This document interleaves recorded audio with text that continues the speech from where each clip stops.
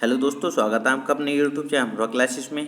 दोस्तों, जैसे कि आपको पता है, मास्टर इंजीनियरिंग बुक का पूरा सोल्यूशन कर रहे हैं। तो दोस्तों, आपको पता होगा हमारा चैप्टर चल रहा है दोस्तों पजल। ठीक है, इसमें हम 3 पजल कंप्लीट कर चुके हैं 2 वीडियो में। दोस्तों, आपने नहीं देखी वीडियो तो जाकर प्लेलिस्ट में आपको मिल जाएंगी, वहाँ पर जाकर देख सकते हैं दोस्तों। ठीक है, क्योंकि अगर आपने पहली मेरी दोनों वीडियो देखी हैं तो आज के क्वेश्चन आप अपने आप से लगाओगे और बहुत इजी तरीके से आप दोनों पजल को सोल्व कर दोगे। ठीक है दोस्तों, आज जो दोनों पजल होंगी दोस्तों, अगर आपने मेरी पहली वीडियो देखी है तो आप इनको आसानी से लगा पाओगे और आपकी प्रैक्टिस भी बहुत अच्छी हो जाएगी। आपको बार बार पढ़ना नहीं पड़ेगा दोस्तों। ठीक है, यहीं से पजल लगानी है। और आपको दोस्तों, मैं आपको विश्वास दिलाता हूँ, आपको पजल का चैप्टर कहीं से नहीं पढ़ना। बस मैं आपको 20 से 22 पजल सोल्व कराऊंगा, बस उन्हीं को करके आप किसी भी एग्जाम में चले आना, आसानी से दोस्तों क्वेश्चन सोल्व कराओगे। ठीक है, बस जिस तरीके से मैं बता रहा हूँ उस तरीके से समझने की कोशिश करना। ठीक है, पजल का चैप्टर आप हुआ मत समझो, कुछ नहीं होता, सब यही क्वेश्चन होते हैं दोस्तों। ठीक है, बस आपका दिमाग ठीक से काम करना चाहिए। ठीक है दोस्तों, तो आपने अगर पहले वीडियो देखी है तो आपने अब तक ये क्वेश्चन लगा भी लिया होगा दोस्तों। ठीक है, और दोस्तों किसी को कोई डाउट होता है तो कमेंट बॉक्स में कमेंट कर जरूर बताना। दोस्तों, एक स्टूडेंट का कमेंट आया था कि सर एसएससी की तैयारी कर रहे हैं हम, शायद एमटीएस की, तो हमारा इनपुट आउटपुट चैप्टर करा दो दोस्तों। ठीक है, तो मैं आपको क्लियर करना चाहूँगा, अगर आप एसएससी की तैयारी कर रहे हो तो उसमें इनपुट आउटपुट नहीं पूछा जाता दोस्तों। ठीक है, इनपुट आउटपुट एसएससी में नहीं पूछा जाता है, वो यूपी के एग्जाम में, जैसे यूपी एसआई में पूछा जाता है 5 क्वेश्चन, बैंक में पूछे जाते हैं दोस्तों। इस टाइप के मैं करा दूंगा उस चैप्टर को, आपको परेशानी होने की ज़रूरत नहीं है। बट एसएससी में वो क्वेश्चन नहीं पूछे जाते दोस्तों, तो आप इतने परेशान ना हो। तो दोस्तों शुरू करते हैं आप ना चैप्टर। ठीक है, जो दोस्तों पजल का क्वेश्चन है 82 से 84 तक क्वेश्चन हमको सोल्व करने हैं। मतलब ये पजल आपको दे रखी है, इसके कितने पॉइंट दे रखे हैं दोस्तों? 8 पॉइंट इसके दे रखे हैं। इनके आधार पर हमको एक पजल बनानी होगी, फिर उसके आधार पर हमको 82 से 84 क्वेश्चन दोस्तों सोल्व करने होंगे। मैं क्वेश्चन भी आपको दिखा देता हूँ। क्वेश्चन नंबर 82 ये है, 83, 84 दोस्तों। ठीक है, ये 3 क्वेश्चन हमको सोल्व करने होंगे दोस्तों। तो पहले हम पजल बना लेते हैं। पजल को किस तरीके से बनाएंगे तो आपको अच्छे से समझना है दोस्तों। जिस तरीके से मैं आपको बताता हूँ उसी तरीके से आप बनाइए, काफ़ी आसानी से सोल्व हो जाएगा। ठीक है दोस्तों, तो सॉरी यार, थोड़ा मैनेज करना पड़ेगा क्योंकि यहाँ पर शोर बहुत आता होगा तुमको, कोई दिक्कत नहीं दोस्तों। शुरू करते हैं। तो दोस्तों, ये कभी कभी क्या करता है, वो पॉइंट बना के ना दे के, जैसे आपने पिछली पजल में करा था, डायरेक्ट भी लैंग्वेज लिख सकता है। ठीक है, डायरेक्ट भी लैंग्वेज लिख सकता है, जैसे आपको मैंने पिछली वीडियो में क्वेश्चन दिखाया था दोस्तों। ठीक है, तो बस आपको तरीका आना चाहिए, वो लैंग्वेज कैसे भी लिखे हम समझ जाएंगे दोस्तों। इसने क्या बोला है, P, Q, R, S, T तथा U एक परिवार के 6 सदस्य हैं। एक परिवार के कितने सदस्य हैं? 6 सदस्य हैं दोस्तों। फिर दूसरा पॉइंट बोला इसने, इनमें एक डॉक्टर, एक वकील, एक इंजीनियर, एक अध्यापक, एक छात्र तथा एक गृहिणी है। मतलब गृहिणी मतलब समझते हो दोस्तों। ठीक है, सभी परिवार में 2 विवाहित युगल हैं, मतलब 2 विवाहित जोड़े हैं दोस्तों। ठीक है, विवाहित जोड़ा समझते हो ना, एक विवाहित जोड़ा जैसे तुम्हारी मम्मी पापा, एक विवाहित जोड़ा हो गया, एक और समझ लो तो 2 विवाहित जोड़े। ठीक है, 2 विवाहित जोड़े हैं। यू जो एक वकील है दोस्तों, क्वेश्चन यहाँ से शुरू होता है। यू जो एक वकील है, पी के पिता हैं दोस्तों। समझ रहे हो ना, इसने बोला यू जो एक वकील है। यू कौन है? एक वकील है जो पी के पिता हैं दोस्तों। ठीक है, किसके पिता हैं? पी के पिता हैं। पी के पिता हैं दोस्तों कौन? यू जो एक वकील हैं, पी के पिता हैं दोस्तों। पिता हैं तो मैं प्लस का चिन्ह लगाऊंगा, आपको बताइए। ठीक है, कौन है ये? वकील है। ये वकील में इधर को इस तरीके से मैंने शॉर्ट लिख दिया दोस्तों। ठीक है, समझ रहे हो ना, वकील समझ लेना, इतने तो आप समझदार हो दोस्तों। यू एक वकील है दोस्तों। ठीक है, ये क्लियर होगा आपका पॉइंट। यू जो एक वकील है, पी के पिता हैं दोस्तों। यहाँ तक कोई दिक्कत नहीं है। पी का जेंडर हमको क्लियर नहीं है अभी, पर ये पता है यू जो है वो पी के पिता हैं। ठीक है, और कोई दिक्कत नहीं है दोस्तों। अगला पॉइंट, जब आप 5वां पॉइंट पढ़ोगे तो आप देखोगे इसमें क्यू एक अध्यापक तथा आर की माँ है। क्यू एक अध्यापक है तथा आर की माँ है। दोस्तों आप कहोगे सर हमें क्यू का भी नहीं पता, आर का भी नहीं पता, तो हम किससे रिलेशन बनाएं। दोस्तों मैं आपसे कहता हूँ उस पॉइंट को ढूंढो इसमें जहाँ पे यू और पी का कहीं जिक्र हुआ हो। दोस्तों ठीक है, यू और पी की बात करी गई हो जहाँ, तो आप कहोगे सर पॉइंट नंबर 8 में भी करी गई है यू की बात, तो क्योंकि इसमें बोला है टी यू के पिता हैं तथा एक डॉक्टर हैं। टी जो है दोस्तों, टी यू के पिता हैं तथा एक डॉक्टर हैं। दोस्तों टी जो है वो किसके पिता हैं, टी यू के पिता हैं जो क्या है, एक डॉक्टर हैं। दोस्तों ठीक है, डॉक्टर, समझ रहे हो ना दोस्तों। यहाँ तक क्लियर हो गया, क्लियर हो गया, कोई दिक्कत तो नहीं किसी स्टूडेंट को, कोई दिक्कत नहीं है दोस्तों ठीक है। अब दोस्तों आप कोई सा भी पॉइंट पढ़ो जहाँ टी यू पी का जिसमें जिक्र आया हो। दोस्तों ठीक है, जहाँ पे टी यू पी का जिक्र किया गया हो उस पॉइंट को आप पढ़ सकते हो जो सा पॉइंट आपको दिखाई दे रहा हो। दोस्तों ठीक है, आपको सर इस पॉइंट को पढ़ लेंगे हम, तो आर पी का भाई है। दोस्तों आर पी का भाई है, तो दोस्तों भाई है तो आपको पता ही है आर पी का भाई है। दोस्तों मैंने बताया भाई के लिए कौन सी लाइन आनी है, एक लाइन आनी है, और दोस्तों मेल है तो प्लस का चिन्ह दे। दोस्तों ठीक है, अगर यहाँ पर आपको क्लियर नहीं हो रहा तो पहले मेरा ब्लड रिलेशन का चैप्टर जरूर देख लेना। ठीक है दोस्तों, यहाँ तक क्लियर है, कोई दिक्कत तो नहीं किसी स्टूडेंट को, आप बोलो सर कोई दिक्कत नहीं है। फिर दोस्तों अब आप टी यू पी और आर का जिस पॉइंट में जिक्र किया गया हो उस पॉइंट को नोट डाउन करिए।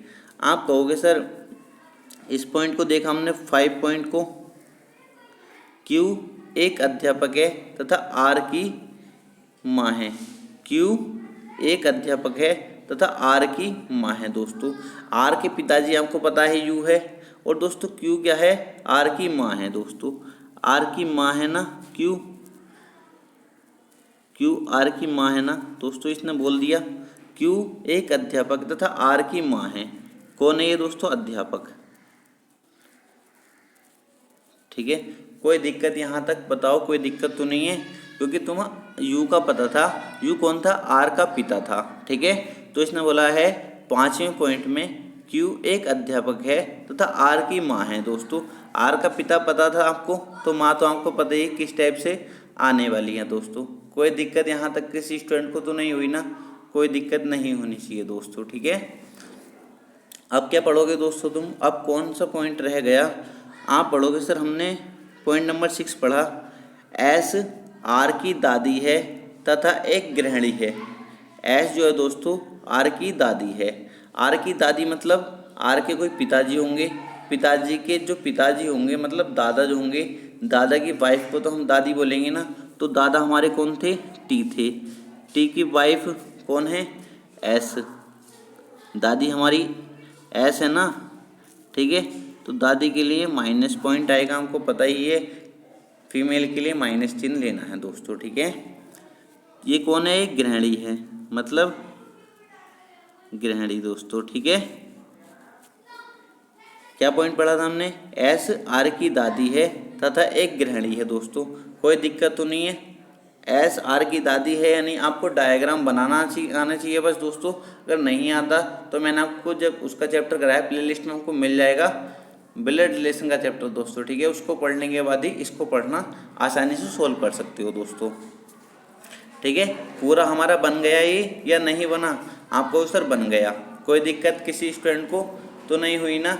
आप कहोगे सर कोई दिक्कत नहीं है, पर हमें ये बता दो ये पी और आर का व्यवसाय क्या है, क्योंकि आपको औरों का तो पता चल गया, टी का आपको पता है डॉक्टर है, एस का आपको पता है गृहिणी है, यू का आपको पता है वकील है, क्यू का आपको पता है अध्यापक है।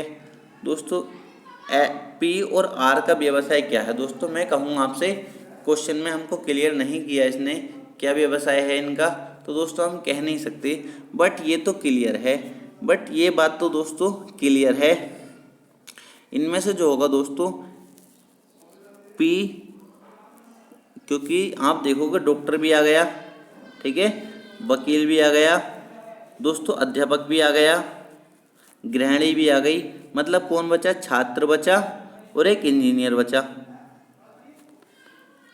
क्लियर है? कोई दिक्कत तो नहीं?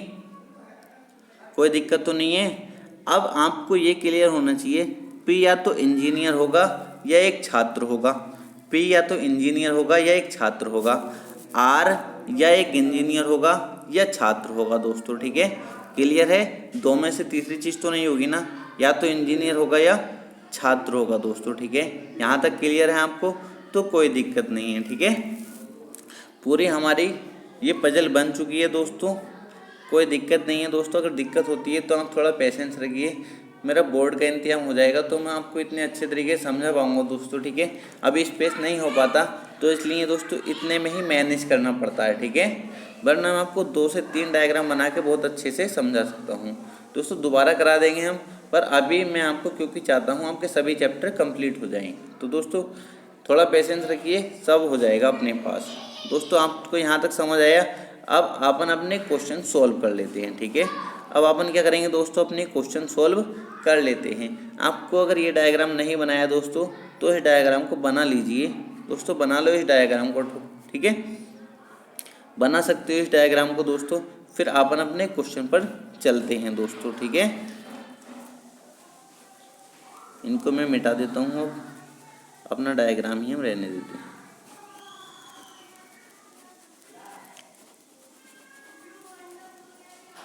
दोस्तों दिक्कत होती है तो बताना जरूर कमेंट बॉक्स में, ठीक है? अगर कोई भी दिक्कत आपको होती है तब।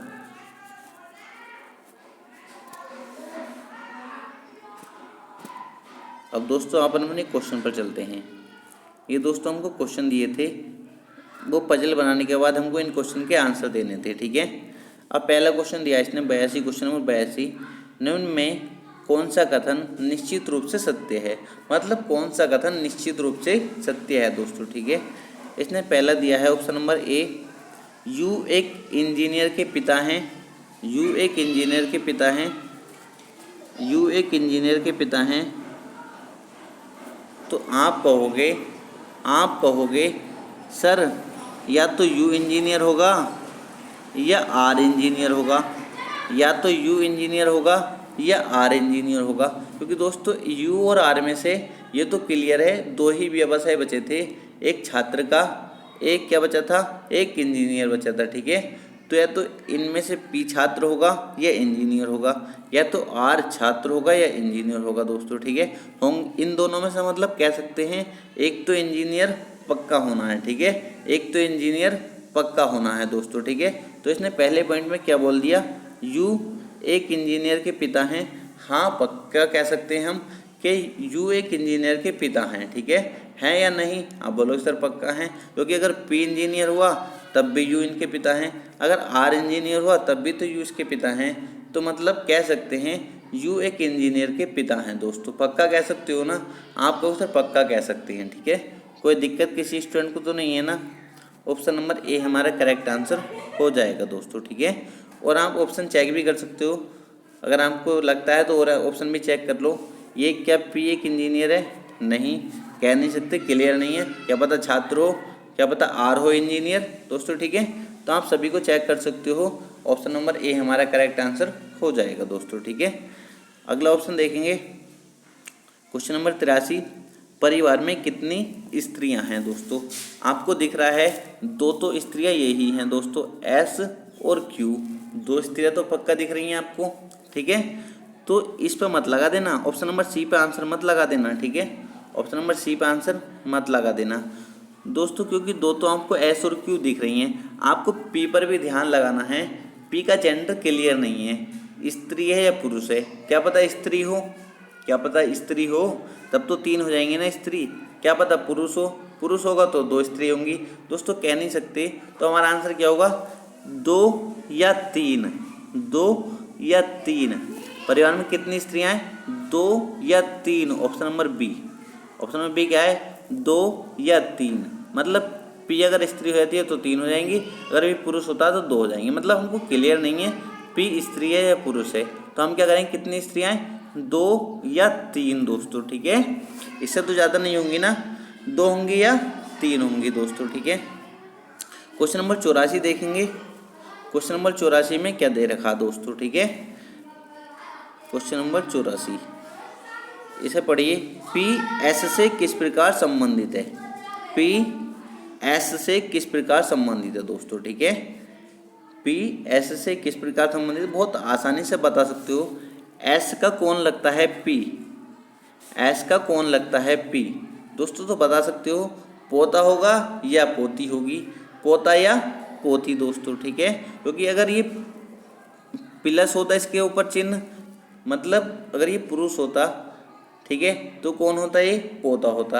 अगर ये लड़की हुई तो पोती हो जाएगी, मतलब ये लड़का होता तो क्या होता, पोता, लड़की होती तो क्या हो जाती, पोती। मतलब इसको जेंडर क्लियर नहीं है तो हम क्या बोलेंगे, पोता या पोती, ठीक है, या तो पोता या पोती दोस्तों। ऑप्शन नंबर ए हमारा करेक्ट आंसर हो जाएगा इसका, आप लगा सकते हो दोस्तों, ठीक है।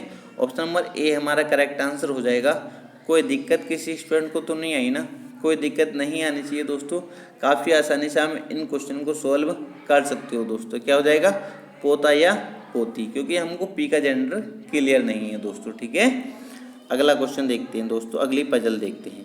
तो दोस्तों काफ़ी आसानी से हमने ये क्वेश्चन सोल्व कर लिए, ठीक है, काफ़ी आसानी से हमने ये क्वेश्चन सोल्व कर लिए दोस्तों। इसका आंसर तो हमने लगा ही दिया है, ठीक है, ये होगा इसका आंसर, ना कि ये, क्योंकि हमको क्लियर नहीं है दोस्तों, क्लियर नहीं है उसका जेंडर लड़का है या लड़की दोस्तों, ठीक है, इसलिए लगाएंगे पोता या पोती दोस्तों। अगली पजल पर चलते हैं दोस्तों। अगर आपको कम समझ में आ रहा तब भी कमेंट बॉक्स में कमेंट करके ज़रूर बताना, क्योंकि दोस्तों मुझे लगता है हो सकता है आपके कम समझ में आ रहा हो दोस्तों, मेरे पास इतनी सुविधा नहीं है, आप समझ सकते हो दोस्तों, ठीक है। फ्री में, क्योंकि मैं चाहता हूँ कि सभी चैप्टर क्लियर हो जाएं, किसी भी कैसे भी करके करा तो दूँ, बात को हम शुरू से कर लेंगे, कोई दिक्कत नहीं है दोस्तों। क्वेश्चन नंबर 75 से क्वेश्चन नंबर 77 तक, ठीक है, निर्देश दे रखे हैं, ये इनको पढ़ना है और इनके आधार पर आपको पजल सोल्व करनी है। मतलब आपको ये इसने 4 निर्देश दिए हैं, ठीक है, निर्देश 75 से 77, ठीक है, मतलब इन निर्देशों को पढ़ना है और दोस्तों आपको क्या करना है, 75 से 77 क्वेश्चन तक आंसर देने हैं, ठीक है। 75-77 क्वेश्चन जो दिए हैं उनके आंसर देने हैं आपको इस पजल के आधार पर दोस्तों, ठीक है। इसके आधार पर आपको एक पजल बनानी है और बनाने के बाद जो 75-77 क्वेश्चन दे रखे हैं उनके आपको आंसर देने हैं दोस्तों। आप देख सकते हो ये क्वेश्चन पूछो वो क्वेश्चन है दोस्तों। मैं आपको क्वेश्चन भी दिखा देता हूँ 75 से 77 दोस्तों, ठीक है।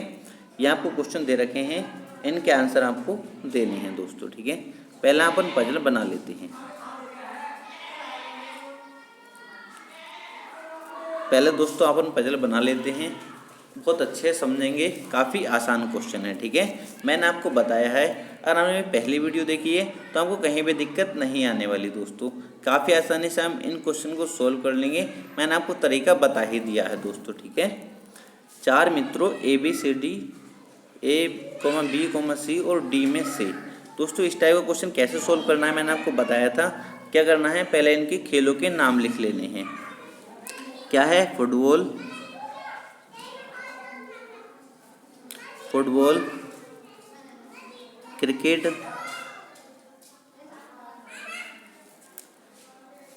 Hockey, basketball,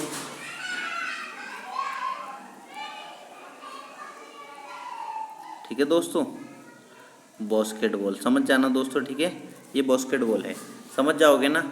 football, cricket, hockey, basketball दोस्तों, ठीक है, ये 4 खेल हैं और अब खेलने वालों के नाम लिखने हैं हमको, ठीक है। मैंने आपको बताया था किस तरीके से आपको नाम लिखने हैं दोस्तों। स्पेस थोड़ा कम हो रहा है, हो पाएगा या नहीं हो पाएगा दोस्तों, समझ जाना, क्योंकि नीचे स्क्रीन पे पेन नहीं चलता दोस्तों, ठीक है, नीचे स्क्रीन पर पेन नहीं चलता है, इसलिए दोस्तों यहाँ तक ही हमको सोल्व करनी होगी। 1 2 3 4 दोस्तों नहीं आ पाएंगे, ये शायद नहीं चलने की, इससे नीचे नहीं जाने की है दोस्तों। मैं थोड़ी ऊपर कर देता हूँ इसको, ठीक है, थोड़ी ऊपर कर लेते हैं हम इसको। और क्या थे दोस्तों, इनके खेलों के नाम लिखने थे हमको, मैंने बताया था क्या लिखना है, फुटबॉल, क्रिकेट, हॉकी और दोस्तों बास्केटबॉल। ठीक है, ये खेलों के नाम लिखने दे। मैंने अगर आपने पहली वीडियो देखी तो आपको कहीं भी दिक्कत नहीं आ रही होगी। ठीक है, फिर आपको इनको क्या करना है, खेलने वालों के नाम लिखने हैं। कौन है खेलने वाले? A B C D, A B C और डी दोस्तों। ठीक है, खेलने वालों के नाम लिखने हैं।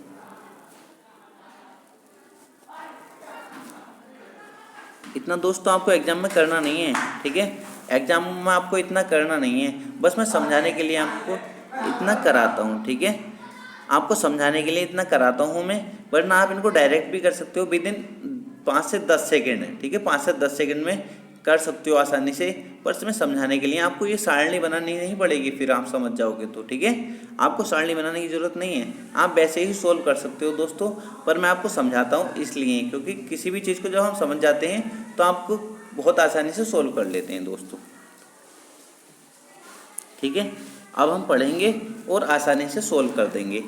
इसने क्या दिया है दोस्तों, 4 मित्र ABCD हैं। ठीक है, हाँ हो गए। ए और बी फुटबॉल और क्रिकेट खेलते हैं दोस्तों। ए और बी जो है ना, फुटबॉल और क्रिकेट खेलते हैं। पहले मैं ए को फुटबॉल और क्रिकेट खिला देता हूँ। ठीक है, ये दोस्तों फुटबॉल था। ठीक है, फुटबॉल और क्रिकेट, ए और बी फुटबॉल और क्रिकेट खेलते हैं। मैंने ए को फुटबॉल और क्रिकेट खिला दिया, बी को भी फुटबॉल और क्रिकेट खिला दिया दोस्तों। ठीक है, आगे दूसरे पॉइंट में इसने क्या बोला है, बी और सी क्रिकेट और हॉकी खेलते हैं। मतलब बी और सी दोनों क्या करते हैं, ये क्रिकेट और हॉकी खेलते हैं। तो पहले मैं बी को क्रिकेट और हॉकी खिला देता हूँ। बी को मैंने क्रिकेट और हॉकी खिला दिया दोस्तों। अब सी को खिला देता हूँ क्रिकेट और हॉकी, क्रिकेट और हॉकी दोस्तों। कोई दिक्कत किसी स्टूडेंट को? कोई दिक्कत नहीं हुई ना, बिल्कुल भी नहीं होनी चाहिए दोस्तों। तीसरा पॉइंट पढ़ेंगे, ए और डी बास्केटबॉल और फुटबॉल खेलते हैं। ए और डी बास्केटबॉल और फुटबॉल खेलते हैं। पहले मैं ए को बास्केटबॉल और फुटबॉल खिला देता हूँ। ए फुटबॉल तो पहले ही खेलता था, बास्केटबॉल और खिला देता हूँ।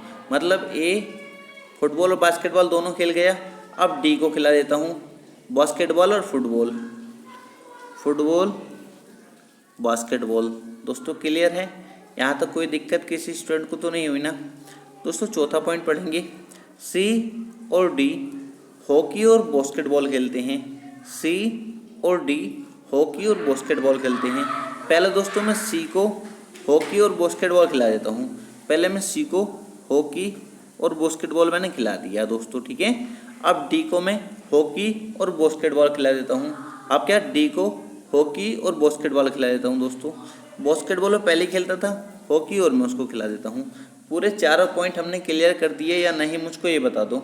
आपको सर चारों पॉइंट क्लियर कर दिए दोस्तों। आप सारणी बनाना चाहो तो बना सकते हो, क्योंकि हम आगे क्वेश्चन के आंसर देने वाले हैं दोस्तों। ठीक है, अपनी कॉपी पर बना लीजिए, क्योंकि ये मिटा भी सकता हूँ मैं आगे चल के दोस्तों। अगर स्पेस नहीं रहेगा, वहाँ पे क्वेश्चन नहीं दिखाई देंगे, तो हमको ये मिटानी पड़ सकती है दोस्तों। इसलिए अपनी कॉपी पर बना लीजिए इसको, और जो मैं आंसर दिखाने वाला हूँ आपको 75 से 77 तक, उनके सभी के आंसर आपको इस सारणी के अनुसार दोस्तों देने होंगे। ठीक है, चलते हैं अपने क्वेश्चनों की तरफ। दोस्तों ये क्वेश्चन है हमारे, ठीक है, आप देख सकते हो। तो दोस्तों फिर भी सारणी आपको दिख रही होगी थोड़ी सी, ठीक है, दिख रही है ना आपको दोस्तों? दिख रही है। पहला क्वेश्चन हम सोल्व कर लेते हैं इसके आधार पर ही। ठीक है, हॉकी कौन नहीं खेलता? हॉकी कौन नहीं खेलता दोस्तों? आपको दिख रहा है डी हॉकी खेलता है। आप कहोगे सर डी तो हॉकी खेलता है, क्या सी हॉकी खेलता है? आप कहोगे सर सी भी हॉकी खेलता है। ये देखोगे आप यहाँ पर, मैं कहूँगा बी हॉकी खेलता है, आप कहोगे सर बी भी हॉकी खेलता है। मैं कहूँगा ए हॉकी खेलता है, आप कहोगे सर ए हॉकी नहीं खेलता, इसकी खाली जगह पड़ी है ये। तो दोस्तों इसका आंसर क्या हो जाएगा? Option number A correct answer हो जाएगा दोस्तों। ठीक है, option number A correct answer हो जाएगा। ऑप्शन नंबर ए नहीं दोस्तों, ऑप्शन नंबर डी। ठीक है, option number D correct answer हो जाएगा। कौन सा हो जाएगा? Option number D correct answer हो जाएगा दोस्तों। ठीक है दोस्तों, शोर ज़्यादा आ रहा होगा आज। ठीक है, आपको पता है, इसलिए वीडियो बनाना बहुत मुश्किल हो जाता है यहाँ पर। ठीक है, बहुत ज़्यादा दिन में तो बहुत ज़्यादा शोर रहता है, रात में वीडियो नहीं बन पाता दोस्तों। 76 क्वेश्चन करेंगे। फुटबॉल, बास्केटबॉल और हॉकी तीनों खेल कौन खेलता है? तीनों खेल कौन खेलता है दोस्तों? आप बता सकते हो। फुटबॉल भी खेलता हो वो, बास्केटबॉल भी खेलता हो और हॉकी भी खेलता हो दोस्तों। फुटबॉल भी खेलता हो, बास्केटबॉल भी खेलता हो और हॉकी भी खेलता हो, मतलब तीनों के आगे टिक लगा होना चाहिए, फुटबॉल, बास्केटबॉल और हॉकी दोस्तों। ठीक है, बताओ आप कौन है ऐसा? तो आप कहोगे सर फुटबॉल, बास्केटबॉल और हॉकी। सर ये तीन खेल तो ऑप्शन डी खेलता है। कौन खेलता है? डी। तो दोस्तों ऑप्शन नंबर ए हमारा करेक्ट आंसर हो जाएगा। Option number A correct answer हो जाएगा दोस्तों। ठीक है, कौन खेलता है ये तीनों खेल? डी खेलता है दोस्तों। ठीक है, तो ऑप्शन नंबर ए हमारा करेक्ट आंसर हो जाएगा दोस्तों। ठीक है, क्वेश्चन नंबर 77 आपको दिख रहा होगा, तो पढ़ना आप। बी, सी और डी कौन सा एक ही खेल खेलते हैं? कौन सा एक ही खेल खेलते हैं, मतलब तीनों उस खेल को खेलते हों। कौन सा खेल है जो बी, सी और डी तीनों खेलते हैं उस खेल को दोस्तों? ठीक है, तो आप बता सकते हो। आप कहोगे सर बी, सी और डी ये मतलब हॉकी को तीनों खेलते हैं। हॉकी को कौन करते हैं? तीनों खेलते हैं दोस्तों। तो इसका आंसर क्या हो जाएगा? इसका आंसर हो जाएगा ऑप्शन नंबर बी दोस्तों। ठीक है, ऑप्शन नंबर बी इसका करेक्ट आंसर हो जाएगा दोस्तों। हो सकता है आपकी कुछ कम समझ में आया हो दोस्तों, बाहर से इतनी आवाज़ आ रही है, फिर भी मैं समझ सकता हूँ मैं कितनी मजबूरी में, कितनी मुश्किल से वीडियो बनाना होता है दोस्तों। ये बहुत मुश्किल में वीडियो बन पाता है। आप देखते हो कि 2-2 दिन का, 3 दिन का गैप हो जाता है, कभी कुछ बात, कभी यहाँ बाहर इतना शोर रहता है, बच्चे खेलते रहते हैं दोस्तों। ठीक है, तो दोस्तों मैनेज करिए, कोई दिक्कत नहीं है। फिर भी मैं आपके ज़्यादातर चैप्टर कंप्लीट करा ही चुका हूँ और कुछ दिनों में दोस्तों करा भी दूंगा। जो क्वेश्चन आपके एग्जाम में पूछे जाते हैं उन्हीं को मैं ज़्यादा सोल्व करा रहा हूँ दोस्तों। ठीक है।